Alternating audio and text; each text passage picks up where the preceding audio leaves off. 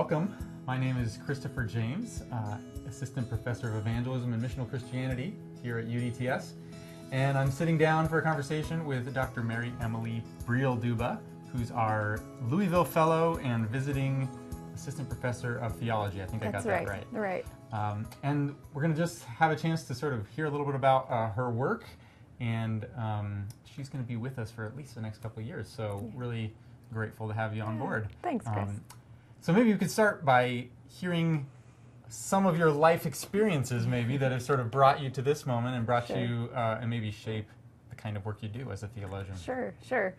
Well, I grew up in Washington State, and in particular I grew up in a small little community called Holden Village, which is an ecumenical retreat center up in the Cascade Mountains. It's really beautiful. And it's a retreat center that's ecumenical in focus, but rooted in the Lutheran tradition. And my parents were the executive directors of the retreat center for a good chunk of my childhood. And growing up there was a significantly formative experience for me. One of the beautiful things about living at Holden is that it's an intentional community.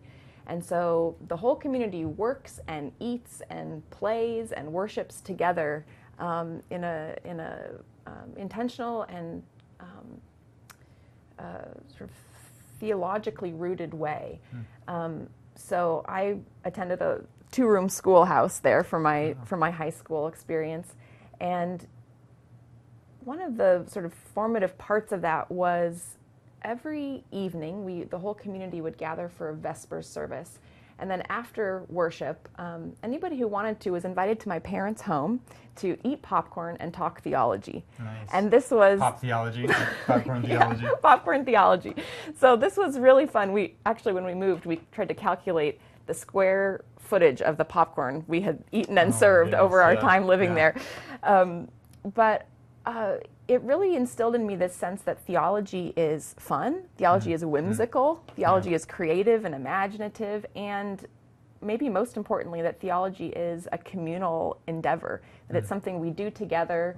It's not just something for the classrooms or for the books, but it's something that's part of our life together as Christians, and it influences every aspect of life, not just our thinking, but how we eat and what we eat, how we work and worship. Yeah. That's really cool. Yeah. I wonder, so that sort of shapes your overall sense of how theology can or should or ought to be done as a community. Yeah.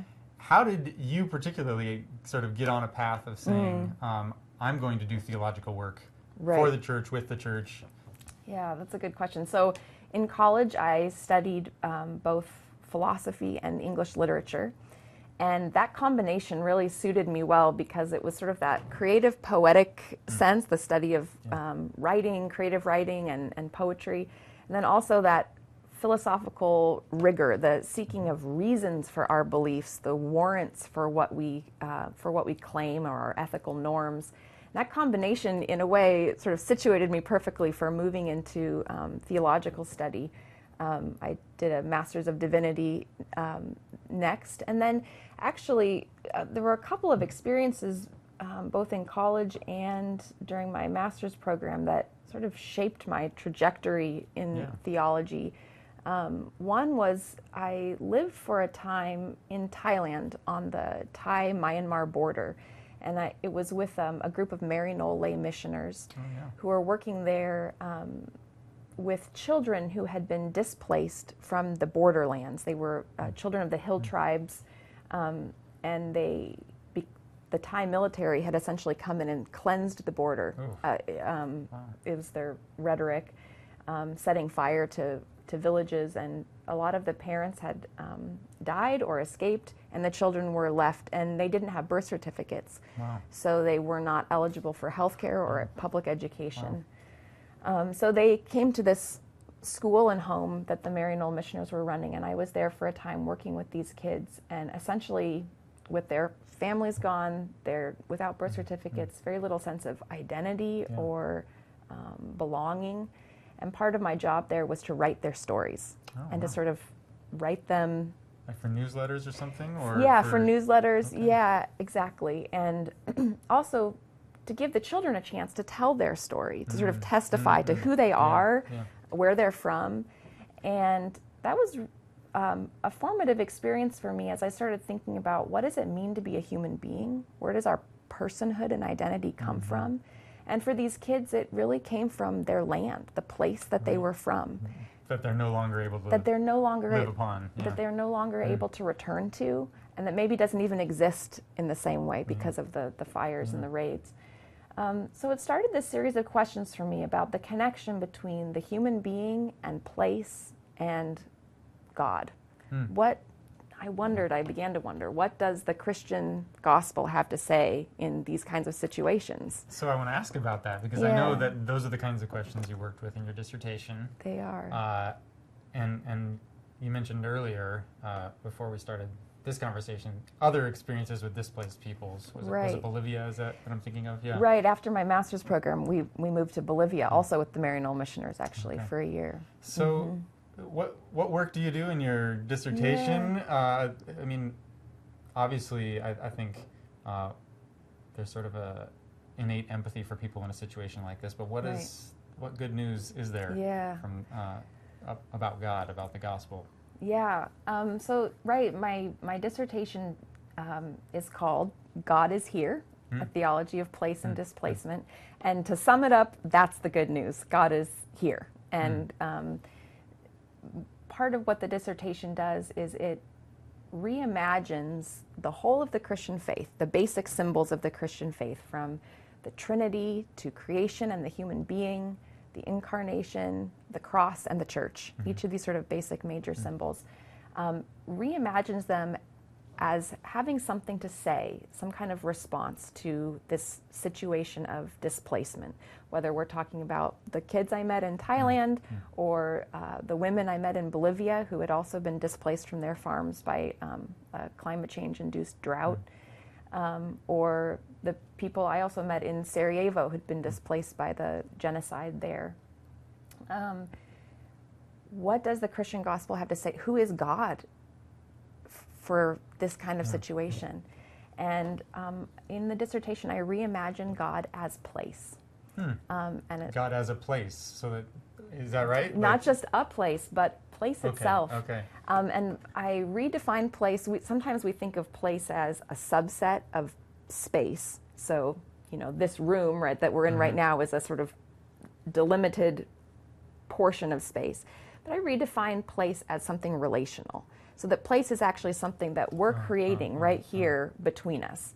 And that allows me to talk about the Trinity as place in a real way, as a kind of room held open in the presence of God, in the Trinity. So place is not just geography, place as relationality. Is that right? For human beings, place is, of course, always geography as well, but if you think about it, even geography is fundamentally relational.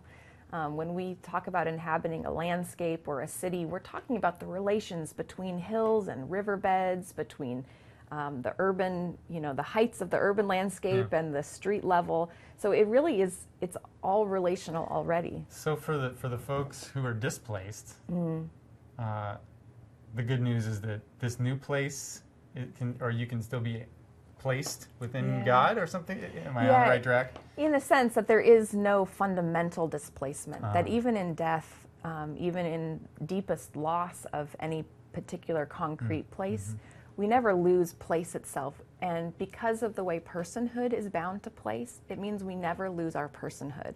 Even in the most grievous displacements, we still have an identity that's bound up with who God is.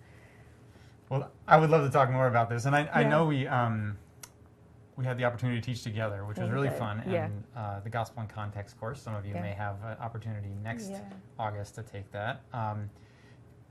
How does this kind of work shape the work that you do, either in a class like that, which has a focus, on context, and we're working with the Jeremiah 29 experience of the exiles, who are displaced people, or just more broadly, the classrooms that you hope to create as places or honor as places within the place of God? Absolutely.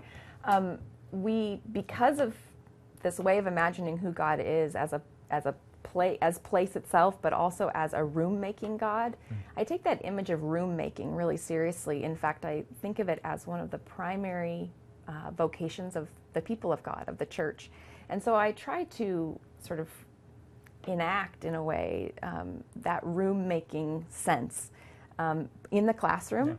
What does it mean to sort of make room for new ideas, for new ways of visioning, for diverse people, diverse experiences? How do we make room for that in the classroom? But also, how do we prepare our pastors to be room makers? If this is a central vocation of the church, to be sort of fundamentally hospitable in the way that God is deeply hospitable to creaturely life.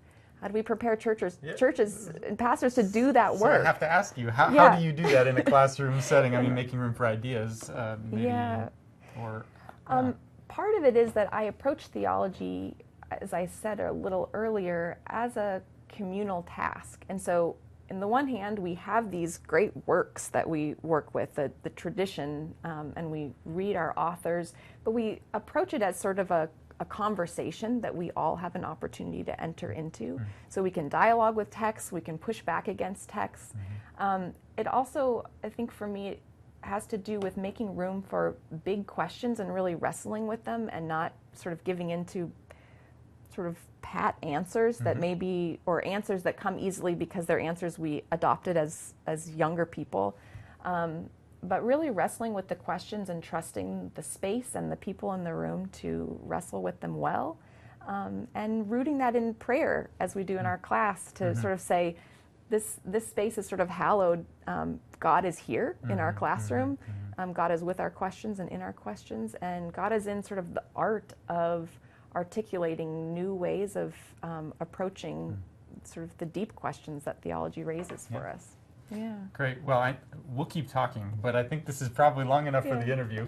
I know Dr. Duba will be teaching a course in the spring, and I'm sure many of these themes will be engaged in different ways.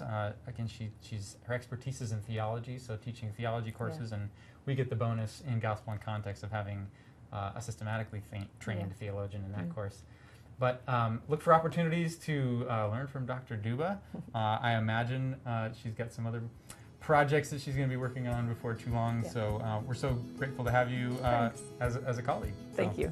Thank you. See you around.